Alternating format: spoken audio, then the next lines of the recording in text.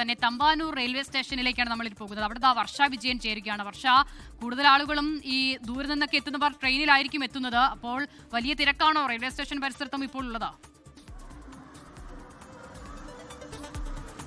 തീർച്ചയായും വസുധ, നേരത്തെയൊക്കെ Lydia Jacob ഒക്കെ പറഞ്ഞതുപോലെ തന്നെ തിരുവനന്തപുരം നഗരം അത് അങ്ങ് തിരക്കിലോട്ട് അങ്ങ് ഒഴുകുകയാണ് എന്നുള്ളതാണ്.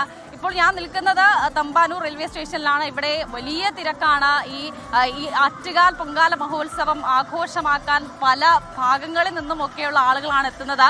തമ്പാനൂർ റെയിൽവേ സ്റ്റേഷനിലെ ഇപ്പോൾ തന്നെ അടുപ്പുകളൊക്കെ കൂട്ടി അമ്മമാരൊക്കെ അടുപ്പിന് സമീപമൊക്കെ ഇങ്ങനെ കാത്ത് തിരിക്കുന്നുണ്ട്. അങ്ങനെ അനവധി ആളുകളുണ്ട്. ആറ്റുകാൽ അമ്മയെ കണ്ട് തൊഴുത് ആറ്റുകാൽ അമ്മയ്ക്ക് പൊങ്കാല അർപ്പിച്ച് മനസ്സ് നിറച്ച് പ്രാർത്ഥിച്ച് തിരിച്ചു പോകുക എന്നുള്ളതാണ് ഓരോ ഭക്തജനങ്ങളുടെയും ലക്ഷ്യം. അപ്പോൾ ഈ തമ്പാനൂർ റെയിൽവേ സ്റ്റേഷനിലെ ഈ തിരക്ക്, അതുപോലെ തന്നെ തമ്പാനൂർ ഭാഗത്തെയൊക്കെ ആ തിരക്ക് നമുക്ക് കാണാവുന്നതാണ്. അപ്പോൾ ഇവിടെ ഓരോ ഈ ദൃശ്യങ്ങളിൽ കാണാം, ഓരോ അമ്മമാരും ഇങ്ങനെ കാത്തിരിക്കുകയാണ് പൊങ്കാല അർപ്പിക്കാൻ. എല്ലാവരും ഈ രാത്രിയാണ്, അതുകൊണ്ട് തന്നെ വിശ്രമിക്കുകയാണ്. നമുക്ക് അമ്മമാരോടൊക്കെ തന്നെ കാര്യങ്ങളൊക്കെ ചോദിച്ച് ഇങ്ങനെ മനസ്സിലാക്കാം. അമ്മ എവിടുന്നാ വരുന്നേ? എവിടുന്നാ? മാടമണ സ്ഥലത്ത്, പത്തനംതിട്ട. ഓക്കെ, എന്നും വരാറുണ്ടോ? സ്ഥിരമായി വരാറുണ്ടോ പൊങ്കാലയ്ക്ക്? ഇപ്പൊ 2ാം വർഷം വരുന്നത്. ഇപ്പൊ എന്താ എല്ലാം റെഡി അല്ലേ? എല്ലാം ഒരുക്കം എല്ലാം സെറ്റ് അല്ലേ? ഓക്കെ.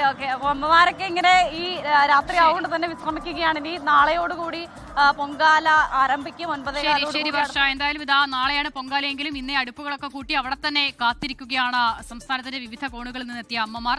ലോകത്തെവിടെയായാലും ഏത് സമയത്തും 24 വാർത്തകളും ഓഗ്മെന്റഡ് റിയാലിറ്റി പാക്കേജുകളും എക്സ്പ്ലെയിനറുകളും വിശദമായി കാണാൻ ഞങ്ങളുടെ യൂട്യൂബ് ചാനൽ നിങ്ങൾക്ക് സബ്സ്ക്രൈബ് ചെയ്യാം.